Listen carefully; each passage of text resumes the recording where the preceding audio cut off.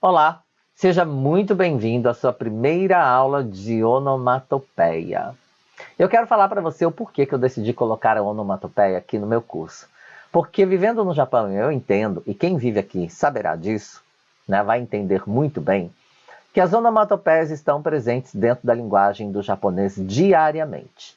É muito comum utilizarmos onomatopeia para falar uma infinidade de coisas. E você vai entender o porquê disso. Eu decidi colocar aqui, não só pelo fato dela ser utilizada diariamente na nossa linguagem, e sim porque eu entendo que você só vai adquirir a fluência do idioma japonês se você entender o que são as onomatopeias dentro da linguagem. Porque o japonês ele se vale das onomatopeias para expressar uma infinidade de coisas. E é por isso que elas estarão aqui para você dentro do curso, tá legal? A partir deste momento, a partir desta aula, você terá a cada aula 2 onomatopeias que eu selecionei para apresentar para vocês aqui dentro do curso do Fale Japonês.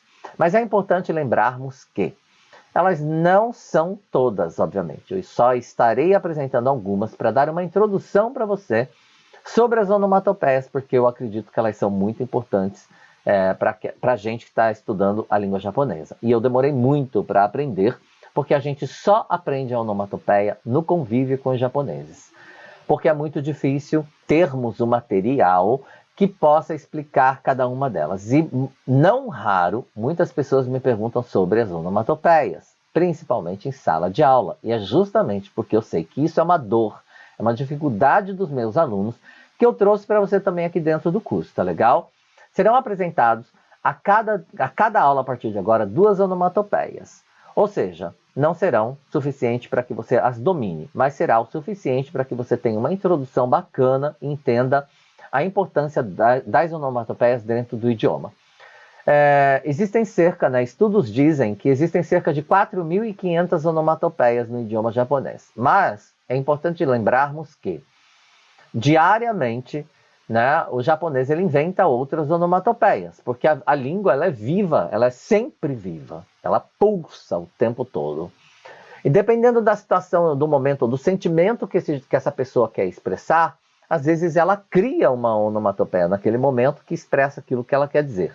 E por incrível que pareça, é compreensível isso pelo interlocutor, ou pela pessoa com quem ele está conversando, por conta da situação, por conta daquilo que ela quer passar. Então, às vezes, o japonês, dentro de uma conversação diária, ele acaba colocando ali uma maneira de se expressar através da onomatopeia que representa aquilo que ele quer dizer, seja de um sentimento ou de uma situação. Por isso é importante entendermos isso, que nem todas as onomatopeias são registradas, porque ela, entendeu? É criada, de repente, né, dentro de uma situação por alguém. E olha só, se levarmos em consideração, como eu estava dizendo, né, que temos cerca de 4.500, mas não é tudo, e que se faz necessário cerca de 2.000 kanjis, olha só, a compreensão de cerca de 2.000 kanjis, para que você possa 2.000 a 3.000 kanjis, tá? Dependendo da área. Mas 2.000 kanjis já é considerado, que é o que você aprende 2.000 e poucos kanjis até o Chugako, né? Que seria o nosso antigo ginasial, com 9 anos de estudo com ensino fundamental, você supostamente teria esse conhecimento de cerca de 2.000 kanjis. Então, eles seriam suficientes para você saber ler e escrever o japonês em vários âmbitos, ler um jornal e tudo mais, com todas as suas fluentes, é claro. Não são só 2.000 kanjis, obviamente eles compõem muito mais vocabulário. Mas vamos levar em consideração tudo isso para pensar que 4.500, né, onomatopeias são muito mais do que a quantidade de kanji necessário para que você entenda, para que você tenha um conhecimento da língua escrita e falada. Então a gente entende a partir daqui que as onomatopeias elas existem, né, em grande quantidade dentro do idioma e elas são necessárias para que a gente possa se comunicar na língua. Tá legal? Enfim, você entendendo isso, você já consegue entender, na verdade, que muita coisa é dita. Por isso que muita gente fala, mas eu estudo, e aí o japonês fala, eu não entendo o que ele está falando, porque muitas vezes ele utiliza de onomatopeia. e aí eu não sei o que significa aquilo naquele momento e fico perdido naquela situação, naquele contexto. Por isso, né, e que eu acho, por isso e por vários outros motivos, que eu acho muito importante que você tenha as onomatopeias aqui, pelo menos uma introdução delas, tá legal? E em algum momento, né, eu irei disponibilizar um material talvez melhor para que você possa compreender melhor as onomatopeias, mas pelo menos aqui eu queria te dar uma introdução. Eu quero vir aqui para minha tela maior, para minha lousa, para explicar para você a etimologia da onomatopeia. Vamos lá? Muito bem. Deixa eu apresentar a etimologia da onomatopeia para você. O que seria a etimologia? Seria a origem, de onde surgiu a onomatopeia. Deixa eu tirar meu óculos, porque tem um refletor, fica atrapalhando a gente, né? Olha só. Linguagem da Grécia Antiga. Isso mesmo. A palavra onomatopoia. Onomatopoia. São dois is, por isso é escrito onomatopoia, tá? Que vem de uma linguagem da Grécia Antiga. A gente sabe, por exemplo, né, que a linguagem da Grécia Antiga é origem para muitas outras línguas, como, por exemplo, no inglês, que seria onomatopoeia. Aí nós mudamos aqui um pouquinho e fica poeia. Em katakana escreveríamos onomatopia, tá? E em francês seria onomatopée, né? Com dois es, mas em katakana ficaria onomatopée. E é daqui que o japonês utiliza em Nihongo onomatopée. Essa seria então uma nomenclatura que vem da Grécia Antiga, da linguagem da Grécia Antiga para o francês e do francês para o japonês. Então a palavra onomatopée, ela é de origem francesa, digamos assim, né? Do francês para o japonês, mas de uma origem que vem ali da raiz dela, que se difundiu para outros idiomas, tá legal? Que deu origem a outros idiomas. E é isso, só para você entender de onde vem. Mas nós temos como falar isso em japonês, obviamente, e eu vou levar vocês agora para nosso slide para que você possa entender isso e como que se classificam e como se dividem as onomatopeias dentro do idioma, tá legal? Vamos lá? Muito bem, como eu acabei de apresentar para você na nossa lousa, está aqui onomatopée e você já sabe que é do francês para nos referirmos aí às onomatopeias na língua japonesa. Mas o que são exatamente isso, Jin? Então, as onomatopeias da língua japonesa, elas se dividem em duas classes, ou duas famílias, ou dois grupos, né? Como você queira dizer. Um deles é o Gyongo e o outro é o Gitaigo. Mas o que seria isso exatamente? O Gyongo são as onomatopeias que elas representam um som. Ele pode ser de um animal, como no caso de wan wan, que seria o latido do cachorro, que em português falamos au au, né? E aqui em japonês é wan wan. Assim como para gatos, em japonês nós falamos nyan nyan, e em português nós falamos miau miau. Seria isso para você entender, mas não somente para som de animal, é claro, tá? Para todo quanto é tipo de som. Por exemplo, como o da chuva, tá? A gente pode falar paraparafter, por exemplo, né? Que ela tá chovendo parapará, que é assim, aquela chuvinha fina, que você ouve aquele barulhinho fino. Agora, quando ela tá uma tempestade com vento, aí você tem outro som, que é zaza, por exemplo, né? Que dá essa alusão ao vento com a chuva, com a tempestade e tudo mais. Então, são muitos sons que são representados com um Gyongo. E o Gitaigo, o que seria? Gitaigo, na verdade, aqui eu tenho um exemplo para você, que é o kirakira. Kirakira é brilha, brilha, digamos assim. Mas o que seria isso? Seria um estado, seria o estado daquilo, ele está brilhante, né? Ou ele está fosco, ou ele está opaco, ou ele está grudento, ou ele está úmido, né? Então você tem estados. E em japonês, tudo isso a gente fala em onomatopeia, tá? Como, por exemplo, quando ele está grudento, betá-betá, quando ele está úmido, está mushi-mushi, né? Ou jime-jime, né? Então nós temos assim várias maneiras de falar um estado, representar o estado de algo, ou até mesmo um sentimento, por exemplo, ele pode representar um sentimento, uma textura, né? Como zarazará, turu-turu, Zarazará quando está áspero, por exemplo. Tchuru-tchuru quando está lisinho, por exemplo. É uma textura, né? Então nós utilizamos uma emoção, né? Moiá, moiá, um sentimento de angústia. Então olha só com essas, né? Só com esses exemplos que eu te dei, você já consegue entender que será absolutamente necessário que você entenda as onomatopeias para que você, em algum momento dos seus estudos, você adquira uma fluência no idioma japonês e possa realmente se comunicar na língua, tá legal? Olha só, isso eu queria apresentar para você aqui, o Gyongo e o Gitaigo, tá? Bem que eu gambate kudasai como sempre, mas deixa eu voltar aqui para nossa tela maior, tá bom? Eu gosto mais de me despedir de vocês assim, na tela grande.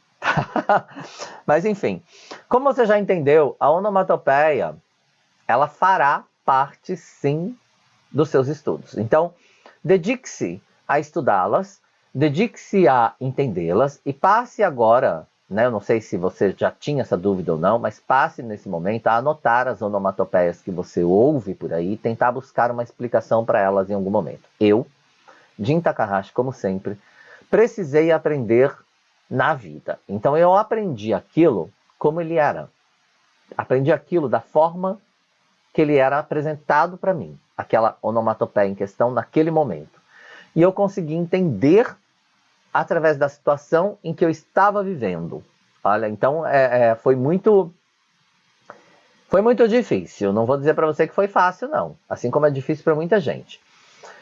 Existe um escritor, eu não saberia dizer para você o nome dele agora, que há muito tempo, um escritor americano, há muito tempo, ele viveu no Japão, e ele voltou para os Estados Unidos e ele quis transcrever as histórias dos contos japoneses, como, por exemplo, do Momotaro e assim por diante, né? Ele queria criar as histórias dos contos infantis em inglês para levar esta cultura para as crianças americanas. E ele se deparou com as onomatopeias. Então as onomatopeias foram assim um obstáculo muito grande para ele escrever os livros, porque ele precisava explicar a onomatopeia em inglês. E não tem como, exceto que você explique a palavra. E aí o que acontece? Iria perder todo o contexto, né? O sentimento, né? A magia do conto, se ele começasse a explicar a onomatopeia no meio dos contos. O que ele decidiu? Ele decidiu colocar as onomatopeias em japonês do jeitinho que elas eram ditas em japonês. Kira, kira, beta, beta, moya, moya, tsuru, tsuru, pica, pica. A estrelinha brilha, brilha. Então ele colocava lá, né? The star, kira, kira. E aí, por incrível que pareça, as crianças americanas que leram os contos japoneses dessa forma, entenderam as onomatopeias daquele jeito como elas estavam sendo colocadas dentro daquele contexto. E aí percebe-se o quê? Que não há necessidade de uma tradução para ela. Por isso, a gente precisa explicar. É por isso que dificilmente encontramos um dicionário de onomatopeia. Pelo menos eu nunca vi. Tá? Então, assim, é necessário entender o que são as onomatopeias, o que elas representam, que textura ela representa, que sentimento ela representa, que situação ela representa, que som ela representa, para que a gente possa utilizá-las dentro da nossa linguagem, tá? Para que você entenda exatamente o que eu quero dizer sobre a importância de aprender as onomatopeias, eu quero contar uma história para vocês científica. O que a ciência, o quanto tempo, digamos assim, a ciência levou para descobrir a origem de uma determinada onomatopeia. A onomatopeia é pochan, que dá origem a uma onomatopeia, a palavra é pochan, que dá origem à onomatopeia pochá pochá ou pochan pochan, né? Dependendo. Que ela representa uma gota d'água caindo em um recipiente com água. Uma goteira. Tá? Por exemplo. Então, imagine um balde com água e essa água e uma gota caindo. E ela faz o som de pocham, pocham, pocham, pocham, pocham. Para vocês terem uma ideia da complexidade disso, levou-se mais de 100 anos, isso mesmo, mais de 100 anos, parece louco, né? Mais de 100 anos de pesquisa para chegarem a uma conclusão. E por incrível que pareça, não foram os japoneses que encontraram uma resposta para a origem desta onomatopeia. Foram 2 estudantes da Universidade de Cambridge no ano de 2018. Por que eu sei disso? Porque eu assisti todo o documentário que falava sobre isso para os pesquisadores japoneses, os cientistas japoneses, no ano de 2018.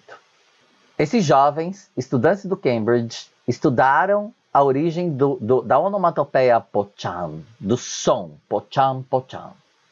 E chegaram a uma conclusão e trouxeram toda esta tese. Eles escreveram uma tese na Universidade de Cambridge para explicar isso e enviaram para os cientistas japoneses que pesquisavam isso. Chamou muita atenção porque fazia muito sentido a explicação, a tese, o estudo desses universitários aí de Cambridge. Só que o que aconteceu? Eles gravaram tudo isso, eles gravaram a situação da gota d'água caindo na superfície, tal, explicaram em tese o porquê daquilo tudo e enviaram para o Japão. Só que eles enviaram todas as imagens sem o som, eles não gravaram o som, que era o mais importante, porque esta onomatopeia, ela representa um som, ela é um gyongo. E aí o que fizeram? Os cientistas japoneses reproduziram toda a experiência dos estudantes da Universidade de Cambridge em laboratório japonês, gravando a imagem e o som em câmeras superpotentes, que depois colocaram isso em câmera lenta, sabe Deus lá quanto, para conseguir reproduzir e analisar todo o contexto, para saber se havia coerência na explicação dos universitários. E eu vou para a lousa mais uma vez, porque eu quero que você entenda isso, para que você entenda a complexidade de explicar uma onomatopeia. Vamos lá? Vamos lá, então. Imagine que você tenha um recipiente, tá, que contém água.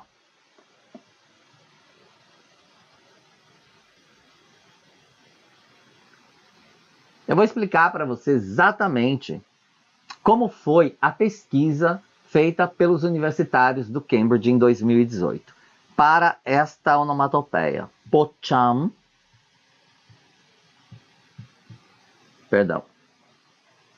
Pochan, pochan. Pochan, pochan. Ou pochá, pochá. Também você vai ouvir, tá? Pochá, pochá ou pochan, pochan. As onomatopeias, de forma geral, elas podem ser escritas em hiragana ou katakana. Ambas estariam corretas. Legal?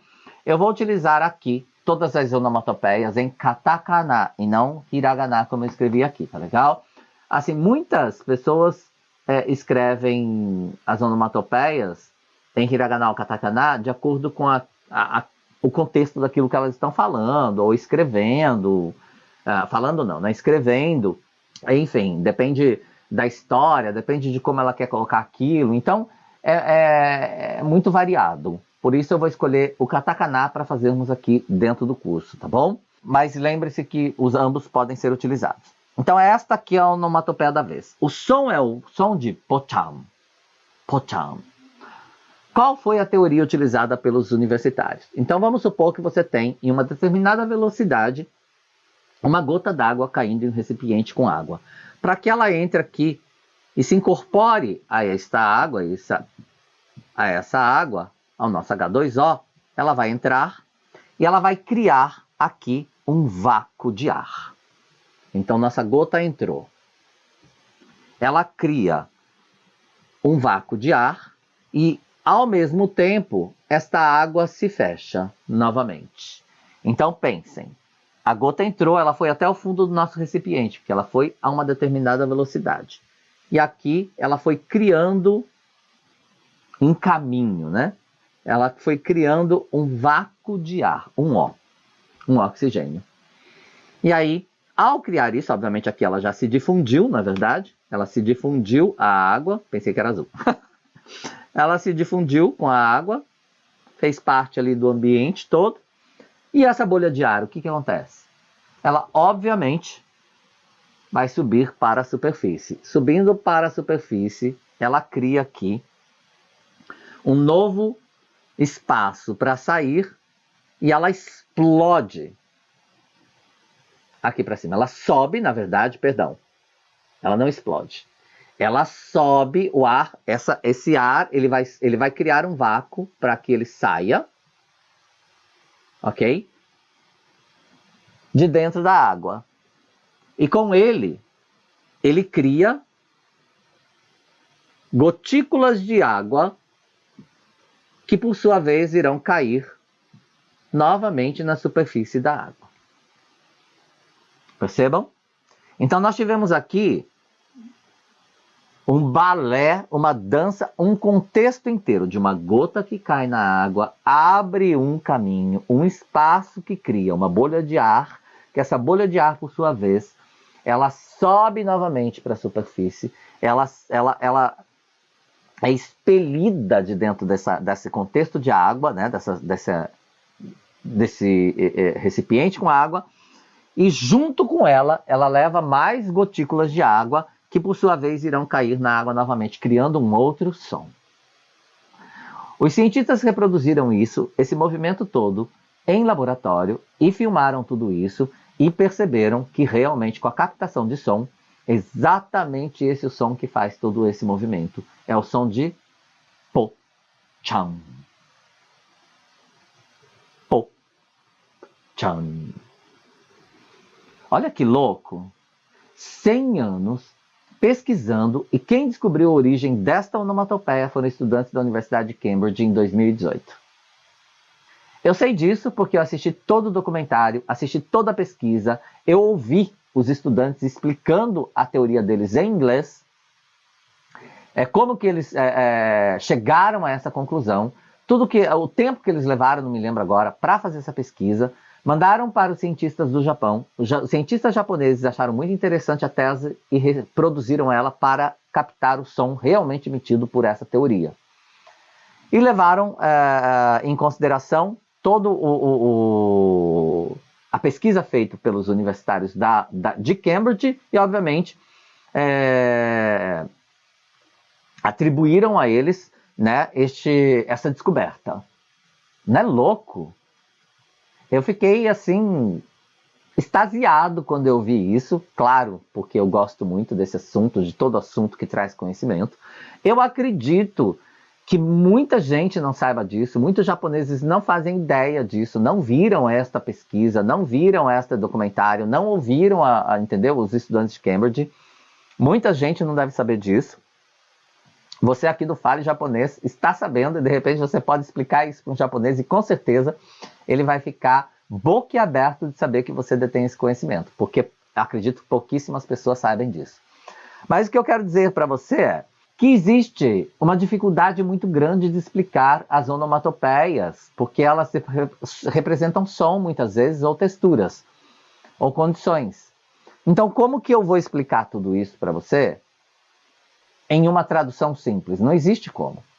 Não tenho como explicar simplesmente, olha, isso significa aquilo. Algumas talvez sejam possíveis, mas nem todas serão possíveis. E é isso que eu quero que você entenda a partir desse momento que você estará estudando as onomatopeias. Eu vou tentar explicar da melhor maneira possível, mesmo porque eu estou criando material que futuramente talvez você tenha acesso a ele, para explicar as onomatopeias em japonês, porque a gente não tem nenhum material explicativo sobre isso. E eu acho muito bacana, porque ele realmente vai fazer diferença na sua fluência do idioma.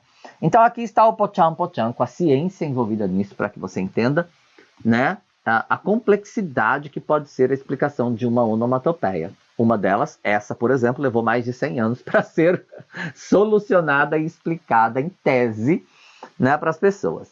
Aí, olha só, eu quero falar sobre um outro fator muito interessante que eu também ouvi, enfim, estudei, pesquisei, no meio de tudo isso aí aconteceu de eu descobrir que existe, aqui no Japão existe uma empresa que ela chama Faiza. Faiza é o Faiza. Faiza. Esta empresa Faiza Kabushiki Gaisha. Kabushiki Gaisha é uma corporação. Tá? Então, uma corporação Pfizer. Essa corporação Pfizer, em Romaji, em letras romanas, escreve assim, Pfizer. Tá? Se você quiser pesquisar, fica à vontade. Esta empresa Pfizer, ela fez uma pesquisa, essa pesquisa envolveu 5.150 pessoas. De 5.150 pessoas, 84,8% delas disseram utilizar das onomatopeias para expressar a sua dor ou a sua angústia, o seu sentimento em consultórios médicos. Por que a Pfizer fez uma pesquisa sobre as onomatopeias em consultório médico? Porque a Pfizer, ela é uma empresa, uma corporação que faz pesquisas de desenvolvimento clínico. Então, assim, maquinários clínicos, enfim, modernidade, milhões de coisas envolvendo hospitais e clínicas, né, médicas. Esta é uma empresa que faz isso. Ela é especializada em fazer pesquisa de desenvolvimento clínico no Japão. Então, ela fez essa pesquisa justamente para saber o quanto os japoneses utilizavam de onomatopeias para expressar o que sentiam em um consultório médico, porque isso era muito fato. E quase a sua grande maioria, 84,8% das pessoas disseram utilizar de onomatopeias, porque é muito difícil você encontrar uma palavra exata que expresse o que você está sentindo naquele momento para o médico. E ele vai entender muito melhor se você usar de onomatopeia. Por exemplo, se você fala, doutor, nossa, minha cabeça fica martelando. Martelando. Esse martelando para o japonês é gangan, gangan, gangan, gangan, como se tivesse o som de marteladas na sua cabeça.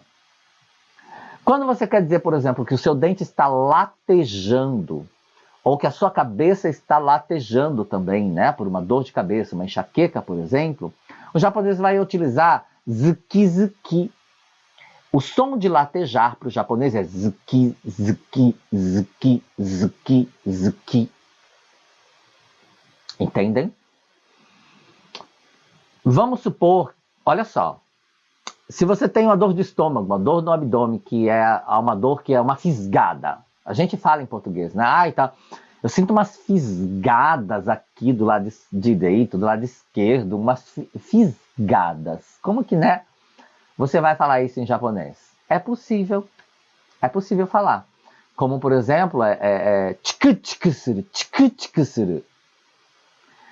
Tico-tico pode ser pinicar também. A roupa tico-tico suru. Você coloca uma roupa que está pinicando, tico-tico suru, tico-tico, fica beliscando, pinicando. Entendeu? Então, assim, a gente pode utilizar várias onomatopeias para expressar vários sentimentos. E isso é importante entendermos, porque provavelmente você deve ouvir o japonês falando várias onomatopeias e você não compreende. E é difícil para ele explicar para você o que é. Então, assim, foi por isso que eu decidi colocar aqui no curso para você. Há algumas, obviamente, como você sabe, já falei, mais de cerca de 5.000, né, onomatopeias aí que a gente tem dentro do idioma. Então, não seria possível para mim passar para você, né, cerca de 4.500, sei lá, eu digo 5.000 porque deve ter muito mais, né? Cerca de 4.500, assim, que pesquisas dizem, mas provavelmente tem mais. Então, assim, é óbvio que o japonês não vai conseguir entender e explicar tudo isso para você, e eu, muito menos, consegui passar tudo para você aqui dentro do curso. Mas eu vou dar uma introdução. A ideia é introduzir a onomatopeia de forma que você entenda isso, entenda a necessidade e a importância de saber, e quem sabe desenvolver em você aí essa curiosidade de buscar informações a respeito. Tá legal? Essas são as informações que eu queria passar para você entender a complexidade da coisa. Deixa eu botar aqui para nossa tela maior, para a gente se despedir. Então, isso é realmente uma introdução aqui das onomatopeias, para que você entenda a complexidade, né, que é explicar uma onomatopeia para você, mas eu vou me atrever a fazer isso aqui no Fale Japonês. Uma vez que eu acho que realmente vai ser muito bacana para você, né? E se você tiver alguma outra, né, onomatopeia que você queira dividir com a gente, divida. É claro que durante o curso todo você terá várias delas. Cada aula agora você terá 2 onomatopeias. Então fique atento, mantenha aí a sua mente aberta, como sempre, para que você possa entender, né, para que você possa absorver o conteúdo e aplicá-lo na sua vida cotidiana, dentro da sua linguagem. Tá legal? É isso que eu quero que você faça. Então vamos estudar as onomatopeias a partir de agora. Anote tudo, faça aí o seu dicionário de onomatopeias, porque a partir de agora você terá as onomatopeias também aqui no curso, tá legal? E a gente se vê na primeira aula, né? Essa foi só a introdução, na primeira aula de onomatopeia. Até lá. Janak.